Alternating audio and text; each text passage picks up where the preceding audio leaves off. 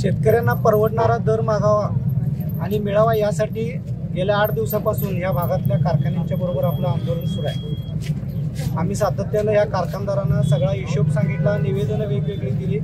आंदोलन न होता तुम्ही शेतकऱ्यांना दर द्या म्हणून सांगितलं तरी कारखानदारांनी ते काय आमचं ऐकलेलं नाही। शेवटी शेतकऱ्यांचा ऊस हे लोक लुटून न्यायला लागलेत आणि म्हणून आम्ही शेतकऱ्यांना यांचा कुठलाही पाठिंबा नसताना आपल्या बगलबच्च्यांच्या मार्फत हे जबरदस्तीनं ऊस न्यायला लागले म्हणताना आम्ही आज ऊस अडवलेला आहे आणि यांच्या लोकांनी मुद्दामून खोटा गुन्हा हाताने आमच्यावर घातलेला आहे, त्याची काही अडचण नाही। पण आता जे त्यांच्या सकाळी 200 कार्यकर्ते म्हणजे कामगार कारखान्याचे गावगुंड आणून त्यांनी पहिला आम्हाला मारलं।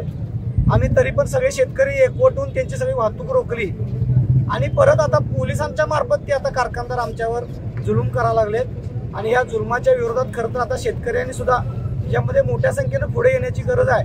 आणि तुम्ही रस्त्यावर या असं मी म्हणणार नाही, पण तुम्ही कुठल्याही कारखान्याला एक कांड सुद्धा ऊस देऊ नका। तुमच्या गावातला कोण बळजबरीनं तोडत असेल तर त्याला तुम्ही सामंजस्याने सांगून अडवा। ते कोण वाहतूक करत असेल तर तरी पण त्या वाहतूकदाराला तुम्ही समजावून सांगा। आणि यातून पण काय झालं यातून पण काय झालं तर तुम्ही कुठल्याही परिस्थितीमध्ये शेतकऱ्यांनी ऊसाच्या तोडी स्वीकारू नयेत आणि हे आंदोलन शेतकऱ्यांनी स्वतः हातात घेण्याची गरज आहे। कारण एकीकडे कारखानदारांची गुंडशाही आणि पोलिसांच्या मार्फत आणि दडपशाही अशा पद्धतीनं शेतकऱ्यांचा सगळा ऊस हा फुकटात नेण्याचा हा कारखानदारांचा डाव आहे आणि हा डाव ओळखून शेतकऱ्यांनी यांना ऊसाचं कांड जर नाही दिलं तर हे कारखाने काही सुद्धा करू शकणार।